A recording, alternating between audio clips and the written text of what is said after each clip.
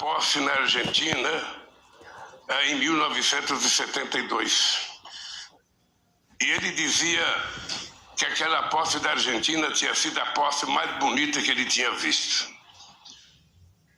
E depois da nossa posse, falou, vocês bateram de 10-0 na posse que eu achava mais bonita da história da eleição no mundo. E eu penso que nenhum de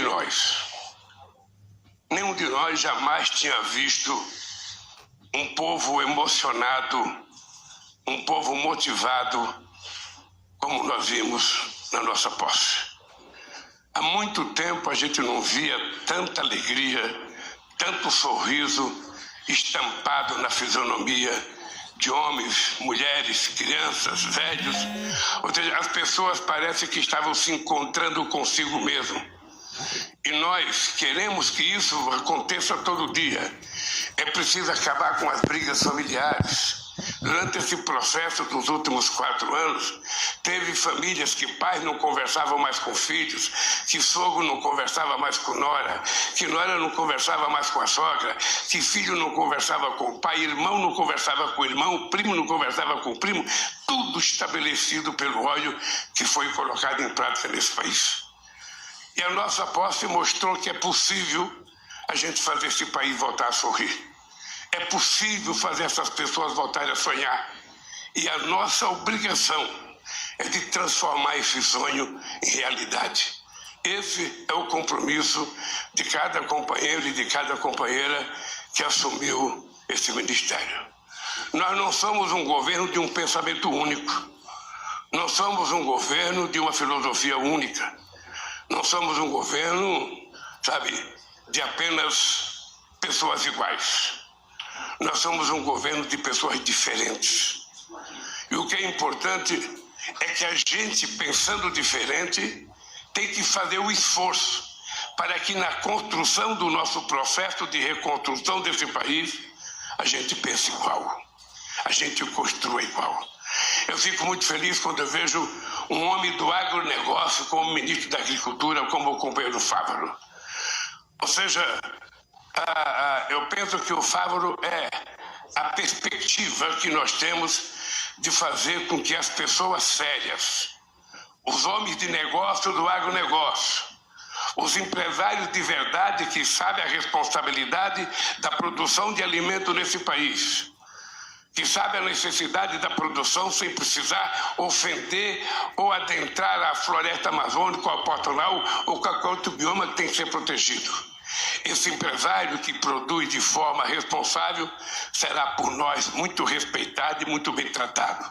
Agora, aqueles que quiserem temar e continuar desrespeitando a lei, invadindo o que não pode ser invadido, usando o agrotóxico que não pode ser usado, a força da lei imperará sobre eles e nós vamos exigir que a lei seja cumprida, porque nesse país tudo vale. A única coisa que não vale é o cidadão bandido achar que pode desrespeitar a boa vontade da sociedade brasileira, a nossa Constituição e a nossa legislação. Todos nós sabemos o compromisso extraordinário que nós assumimos durante a campanha com a volta do crescimento desse país, com a geração de empregos e com o crescimento da massa salarial. É possível a gente fazer a economia voltar a crescer, é possível a gente voltar a crescer com muita responsabilidade, é possível a gente voltar a crescer com distribuição de renda e de riqueza e é possível a gente gerar um emprego em que garanta ao trabalhador um pouco de seguridade social. Nós queremos efetivamente investir muito no fortalecimento do sistema cooperativo nesse país. Queremos investir muito no micro e pequeno empreendedor. Queremos investir muito no pequeno e médio empresário.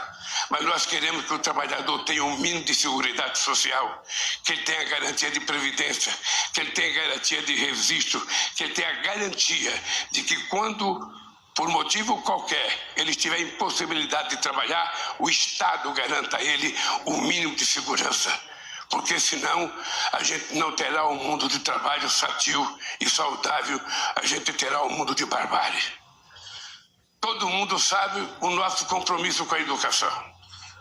E na educação eu fiz questão de convidar o companheiro Camilo para ser o ministro da Educação, porque dentre todos os estados brasileiros, o Ceará é o estado que ao longo de muitos anos vem tendo a mais importante história de educação fundamental e de ensino básico. Ou seja, inclusive talvez seja o estado com mais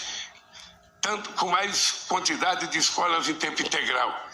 E quando eu trouxe o Camila, eu também queria trazer a Isolda, que é a secretária nacional de Educação Básica, porque sobre as costas dela pesa também a responsabilidade de ter sido uma grande educadora e, portanto, meu caro Camilo, você sabe que você tem responsabilidade. A semana que vem eu já quero ter uma reunião com você para discutir o que a gente vai visitar, sabe, de reforma em escola, porque nós temos 4.000 obras na área da educação paralisadas. Eu não sei se é creche, não sei se é universidade, não sei se é Instituto Federal, mas o que tiver, a gente vai ter que colocar a mão na massa para que a gente possa produzir e reconstruir, melhorando a educação, gerando emprego e pagando os salários que o povo brasileiro precisa ganhar. Porque, na verdade, o que dá mais orgulho ao povo é trabalhar e, pelo seu trabalho, receber o seu salário e sustentar a sua família. Essa é a forma mais dignificante para um trabalhador e uma trabalhadora conseguir sobreviver. Nós sabemos, Liz, a responsabilidade que está nas suas costas na área da saúde. Essa é uma área que passa ano, entra ano, passa ano, entra ano.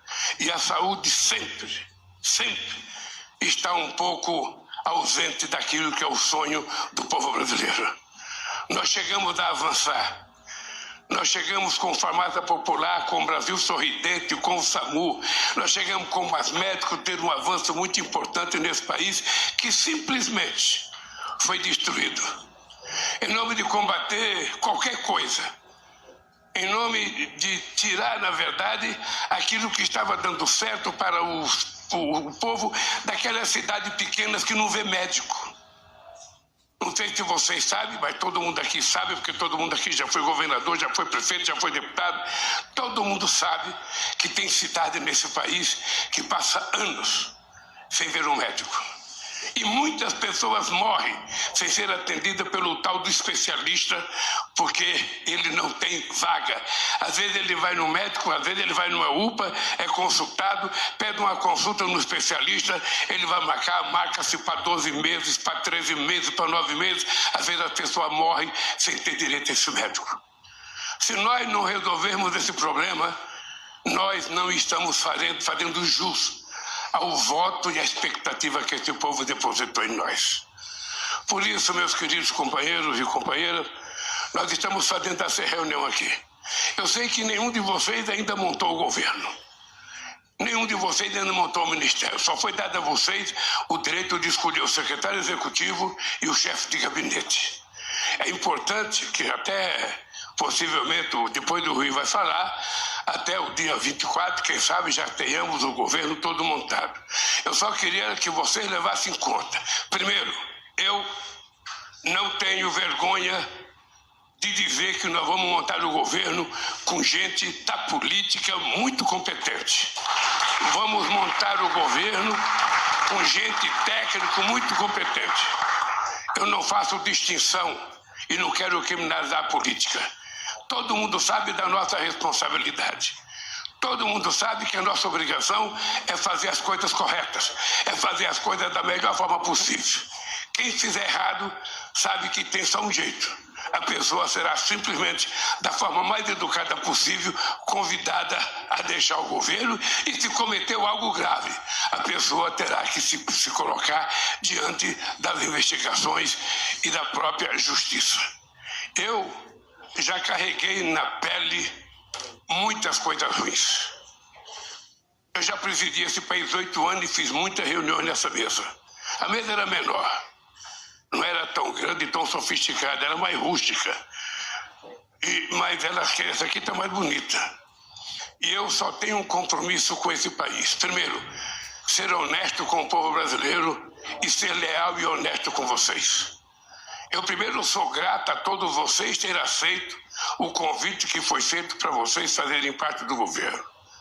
Segundo, muitos de vocês são resultado de acordos políticos, porque não adianta a gente ter o governo tecnicamente mais formado em Harvard possível e não ter um voto na Câmara dos Deputados e não ter um voto no Senado.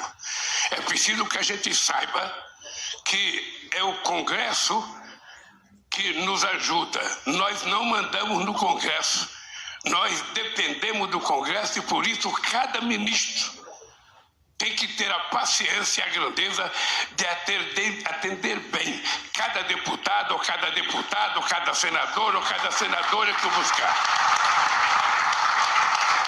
Porque senão, quando a gente vai pedir um voto, que a gente vai falar com o deputado ou com o senador e diz: não, eu não vou votar porque eu fui em tal ministério, nem me receberam, me deram um chá de cadeira de 4 horas, o ministro nem serviu um cafezinho, uma água.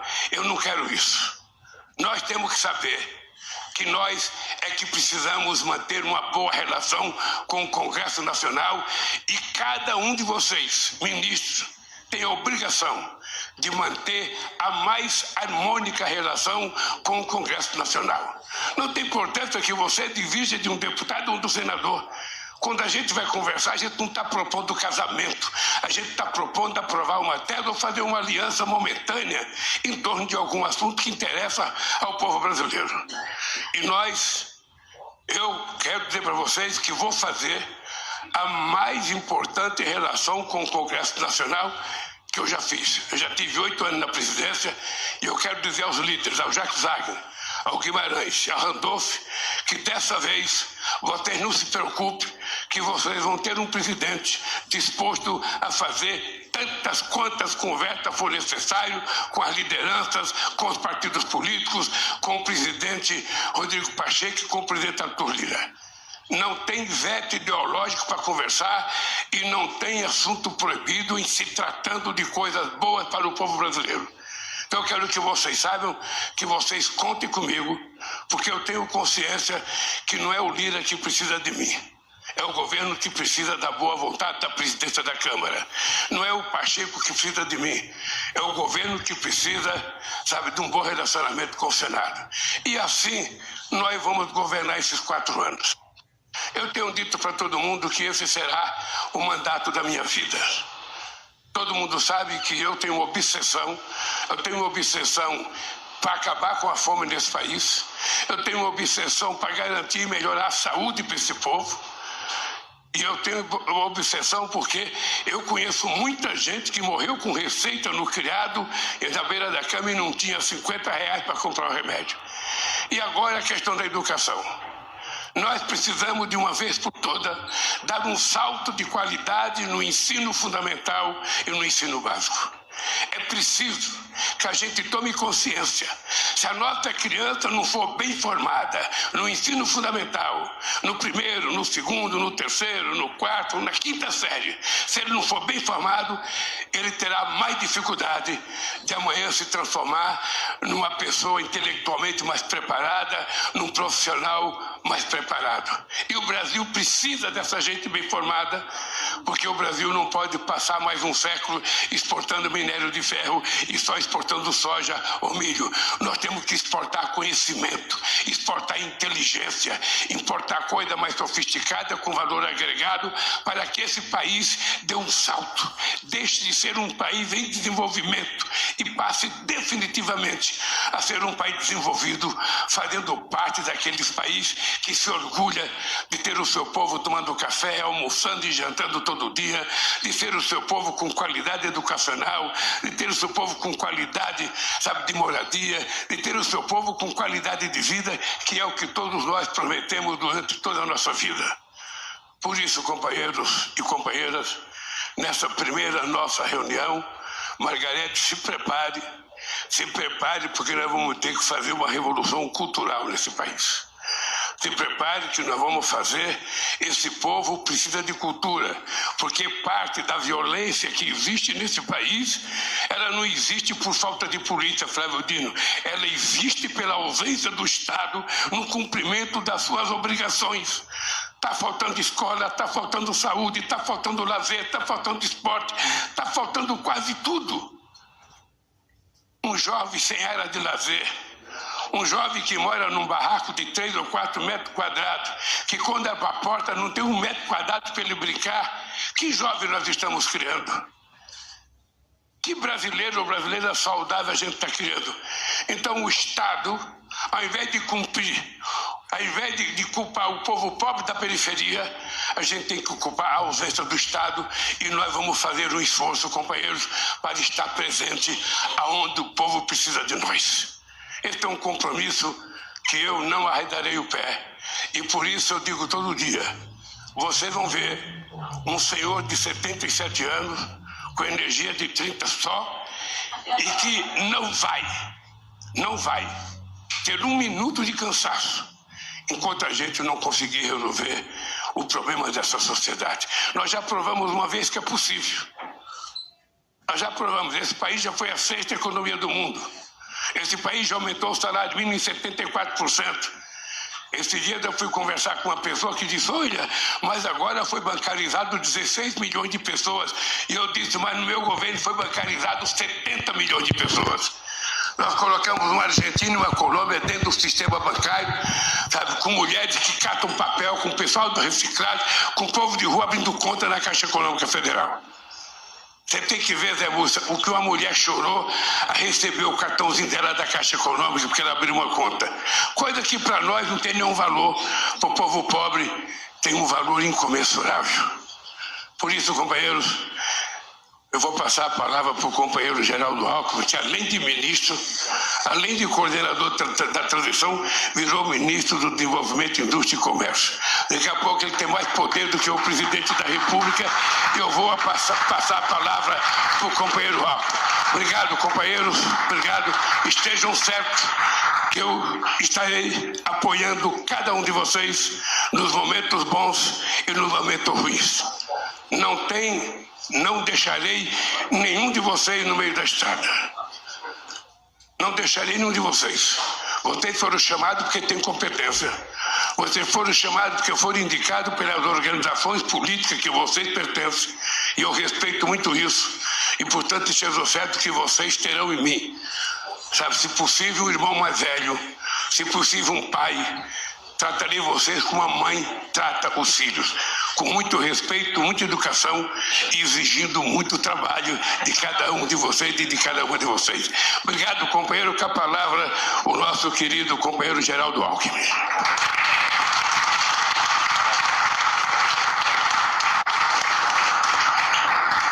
Bem, companheiro presidente. O presidente Lula disse que na posse com o ministro eu falei muito, então eu vou falar pouquinho para compensar mas uma alegria. Hoje é dia 6 de janeiro, é um dia histórico, onde nos encontramos aqui na primeira reunião ministerial do presidente Lula, e 6 de janeiro é o dia dos Reis Magos e o dia da gratidão. Eu acho que nós temos aqui duas gratidões siamesas, duas gratidões que se complementam, ao povo brasileiro e ao presidente Lula. Ao povo brasileiro,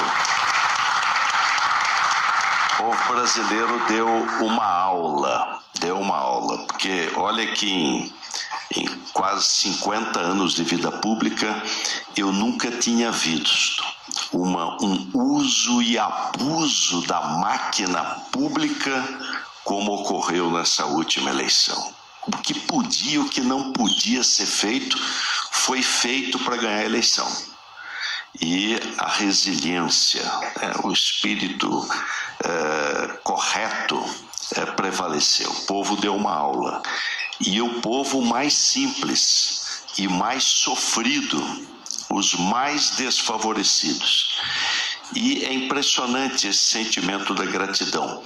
Antes da posse, presidente, finzinho de dezembro, eu perto de casa tenho um boteco, apelidei de Palácio do Português, que é o Boteco do Português, que eu ia despachar lá, e eu fui a pé e tem um ponto de táxi ali na esquina. Eu, Dr. Geraldo. Aí fui lá, dei um abraço neles, e um deles, ele é aposentado. Então ele deve ganhar um salário mínimo do INSS e fica ali no ponto de táxi para poder complementar um pouco a renda. Olha, queria agradecer. Nós já tivemos, pela primeira vez, aumento real do salário mínimo. Aí foi o Wellington, cadê o Wellington? O Wellington que colocou, foi 1,5%, não foi o Wellington? Impressionante, foi 1,5%, mas foi aumento real. Transmita ao presidente Lula o nosso agradecimento. Transmita a ele o nosso abraço. Já tivemos esse ano o aumento real do salário mínimo. Acho que nós temos a gratidão ao povo brasileiro, que deu uma aula de democracia, e gratidão ao presidente Lula, porque só ele ganharia essa eleição. Ninguém mais ganharia essa eleição. E gratidão a gente retribui com trabalho. Então a nossa responsabilidade de cada um de nós aqui é enorme, né? Enorme. Frente ao presidente, que nos proporcionou essa confiança, essa oportunidade de trabalharmos pelo povo, e frente ao povo brasileiro, que deu uma aula nesse processo democrático. Bom trabalho, presidente Lula. Conte conosco.